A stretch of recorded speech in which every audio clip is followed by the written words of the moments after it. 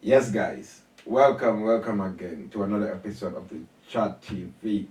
Yeah, your favorite boy, one Jollof Kid.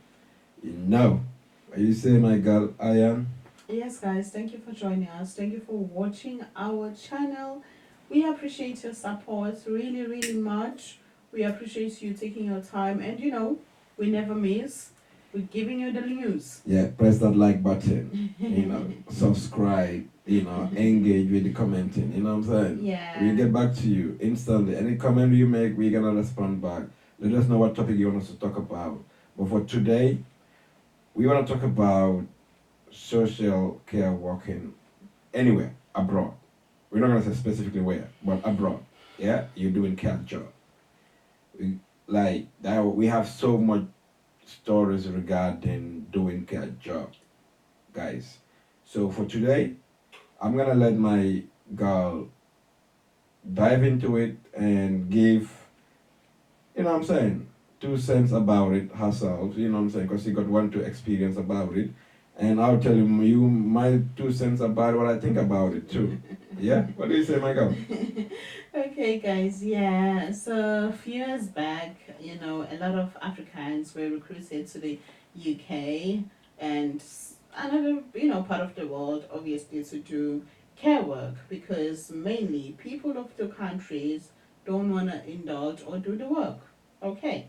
So, when these people come in this country or in the UK or anywhere else, they're supposed to care for the vulnerable ones. What are the vulnerable ones in this sense? The vulnerable ones are the people who need support basically, who cannot do 100% of their daily activities by themselves. So they need support. Let it be personal needs like if you're looking after the elderly people, you're gonna need support with your personal needs like having a bath, getting dressed, them daily things that we get to do in every our day lives. That is what they do. And yeah, but basically it's just to look after these guys. So it comes in different parts. They are people working in hospitals, looking after these people. There are people working in the care homes, looking after them.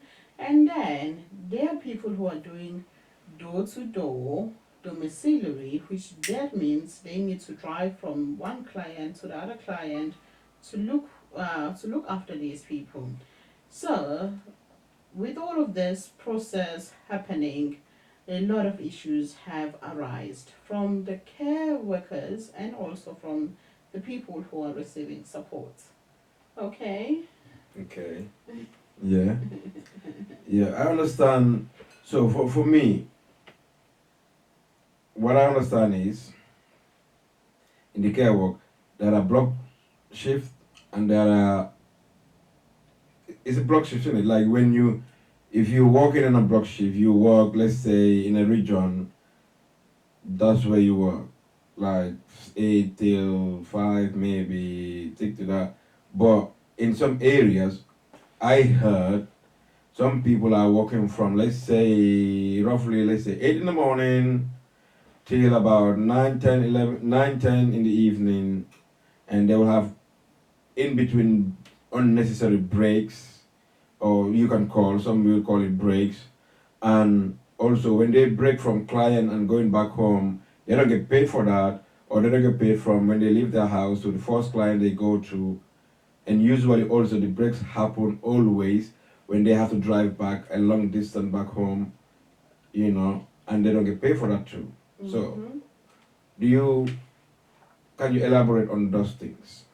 Yeah, so basically, people nowadays, especially those experiencing this, they refer to it as modern slavery. Reason being behind the term modern slavery is because most of them they work from 7, half 6. It depends with the company you're with, and they are expected to drive from their homes to the first client because these people are referred to clients, the patients basically, the people they care for.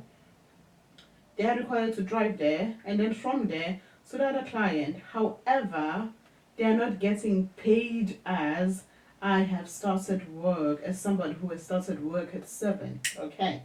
That is the first thing. They are getting paid when they go to this client, and then when they go out of the client, and then when they go to the other client.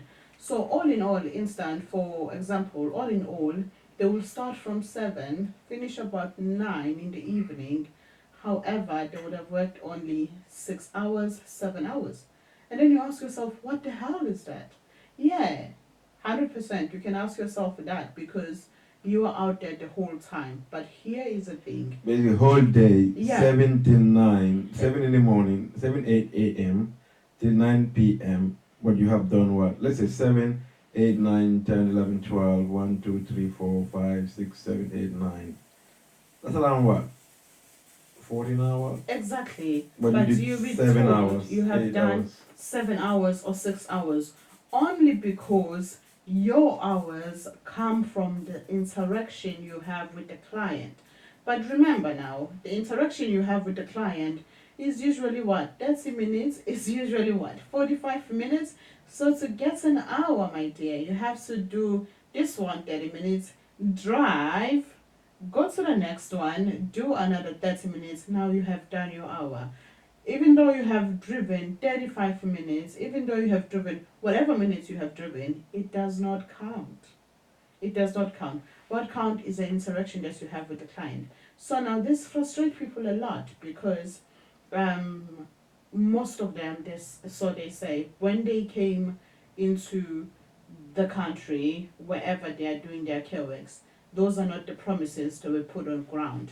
They didn't know they will work with those conditions of leaving your home at 7 a.m. in the morning, come back about 10 p.m. in the evening, and only to have worked 6 hours because of how they manipulate the hours, which is doesn't make sense really because you're out there So for basically, work. the breaks, most of them would be basically either sitting in their cars for 1 hour, 30 minutes, 2 hours waiting to start another shift, and Yeah. then you work for a couple of hours again, couple of clients, then you have another, let's say, 45 minutes, 1 hour, another break, which you cannot drive back home and back out again.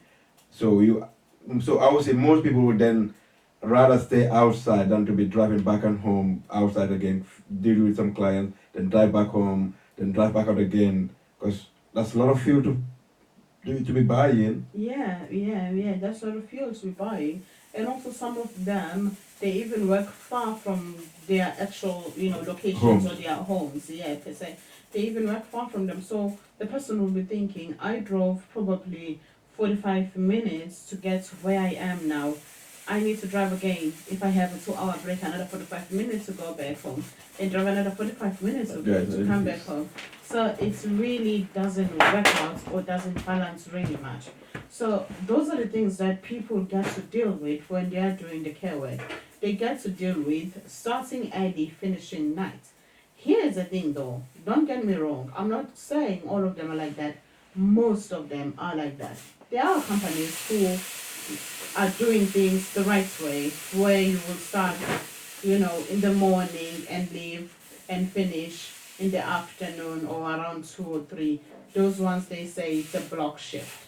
Now here is a catch. If you are on COS, as they say, COS, you are on sponsorship, you are gonna be treated like you are on sponsorship. You will be expected to work extraordinary. You'll be expected to work from 7 till evening because you are on COS.